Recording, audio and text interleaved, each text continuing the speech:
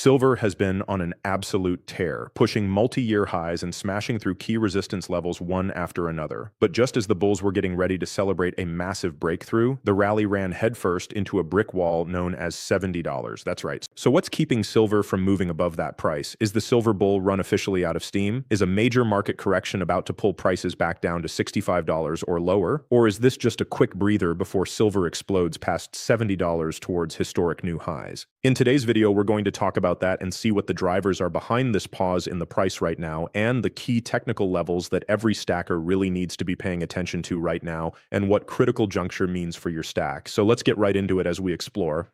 I have great respect for technical analysts, but of course we know that everybody has a plan in terms of the pattern analysis from the past that can predict the future until they're punched in the face. And there's a lot of geopolitical unrest happening right now with regards to the Middle East and other areas, and of course other shocks that could come into play that can move the needle for silver's price. And I think that's part and parcel to what we're looking at here. So I always like to put that into perspective here. But we're going to get into this in a moment. But I want to thank channel sponsor Summit Metals for being a great company and a great service to my viewers, as well as others out there. They're definitely a great asset to the space. So check them out for great prices. You earn points for every purchase you make. And they're doing a Whatnot show coming on September 3rd through the 5th with 864 giveaways during that period of 72 hours. It's pretty amazing. So check them out. Link is down in the description below. So what are the things that we're looking at to measure this? What's happening here? Why are we stalled here? What led to silver driving up to $70 in the first place? Well, we're seeing industrial demand pick up. Unlike gold, silver is both a precious metal and a critical industrial commodity. And that has not gone away. That has stayed here. We know that all of the different drivers, the fundamentals remain unchanged with regards to its industrial demand from electric vehicles, 5G infrastructure, data centers, EVs, and the like. And we're seeing likely going to be heading into our 7th year of a structural deficit. And we may go even 8 years at this pace, who knows? But we also have to look at a softer US dollar. The dollar is something that is pricing precious metals. That is the one currency that is the constant with regards to gold and silver prices. Macro uncertainty and changing central bank rate policies has exerted downward pressure on the dollar, making sure silver is more attractive for international buyers as well as for domestic buyers. And the dollar strength right now is indeed down. It is down 0.11% today to 98.90%.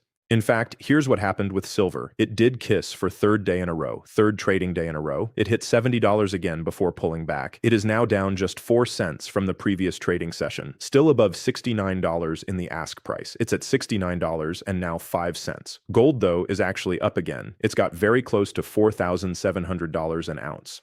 It's now $4,667.80 here, reporting the numbers just before the markets close. So we got to look at that. We look at the soft dollar, what's going on there. And then we also have safe haven capital allocation. Heightened economic uncertainty and geopolitical friction drove a surge in safe haven demand. Investors looking to hedge against inflation and economic volatility poured heavily into hard assets, pushing spot prices towards that $70 mark. And when I'm talking about investors, I'm talking about people that are trading futures contracts, ETFs, and the like. And those are investors. They're not really stackers, because when you buy an ETF or a futures, you're exposing yourself to the price of silver, not silver itself. Holding physical silver, I think, is paramount for all of us. In fact, if people play in the stock market, nothing wrong with that. It's a good idea to hedge your bets there with ETFs and silver and different avenues, including mining stocks and the like. But those people should also have physical silver in their stack. I strongly believe that because nothing really beats the physical when it's all said and done. Now, the fundamentals are very strong. And so we see this momentum stopping here at $70. And this is what we need to look at, the psychological resistance. And that's part of what we're looking at. That is a very strong indicator here. It's a big round, multi-year, high round number that acts as a natural psychological magnet where heavy institutional sell orders sit waiting. In fact, it's very close. I think $73 is the number to its adjusted all-time high with regards to inflation from the 2011 highs. So we're getting close to that yet again. This is a new era for silver. And if you are a silver stacker and you've been stacking for over just 1 year, you should be very happy right now. The other avenue, another situation we're looking at, is aggressive profit taking. After a sustained upward movement, early buyers naturally start taking profits off the table. This influx influx of selling supply absorbs buying pressure and temporarily caps upside momentum. Now, the third situation here, the reason for the markets kind of taking a breather, is short-term technical indicators. While the relative strength index signaled that silver was severely stretched to the upside, when a market gets overbought, it rarely moves a straight line forever. It usually needs to consolidate sideways or pull back to absorb some of that supply. So if you're active in the market right now, your eyes should be glued to two specific price levels that are not guesswork. And that would be the market direction over the next few weeks that will likely be dictated by how silver behaves at these prices. This is a true test here. So the number one is going to be the $68 immediate support zone. That's the immediate support zone. We're comfortably above that right now. But if it goes to this number, this is what we need to watch out for. As long as silver holds above that number during this consolidation phase, the bullish market structure remains completely intact, holding $68 signals that buyers are stepping in on every minor dip, building a firm case of support for another run at $70. The next level is $65. This is a major support area right now, as we've been playing with these numbers getting close to $70 for long enough that this number is starting to really feel like a very strong floor for the short term. So if selling pressure increases and silver does break below $68, a deeper correction could form towards $65. A move towards that number would clear out weak-handed leverage and retest a historic floor. That's right. And that is what I've been talking about as a theme overall for this channel this year, is what is going to be the support, the short-term, medium-term, and long-term support for silver. It very well could be that $55 may be that long-term support. The way things are playing out, which is about $5 higher than what I predicted at the beginning of the year, that silver would fall back to $50. But we'll see how this plays out, and we'll see a move to $65 would clear out weak-handed leverage and retest this major floor. Now on the upside, a confirmed high-volume candle closure above $70 is the magic trigger. A decisive breakout above $70 opens up a clear sky for a massive leg higher as short positions get squeezed out and breakout buyers rush in. Whenever silver breaks out above $70 or tests low support at $65, ultimately depends on incoming macroeconomic data. We've got to keep a close eye on upcoming inflation metrics, central bank rate decisions, especially with the Jackson Hole meeting coming up, and global industrial production data. For existing long-term holders, a consolidation phase near multi-year highs is historically healthy. It builds a solemn foundation rather than forming a parabolic spike and crash. For those looking to enter or expand positions, we've got to be patient. Patience is always the key indicator here. Wait for a confirmed breakout above $70 or looking for a favorable risk-reward entry near $68 or $65 support can help prevent buying right at local resistance.